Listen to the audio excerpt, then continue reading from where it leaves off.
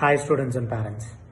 Anna University affiliated collegesோட pass percentage அப்படின்ற ஒரு டீட்டெயில்ஸ் இருக்குது. அது நிறைய பேர் பார்த்துருப்பீங்க. மேக்ஸிமம் பார்க்காதவங்களுக்காக இந்த டீட்டெயில்.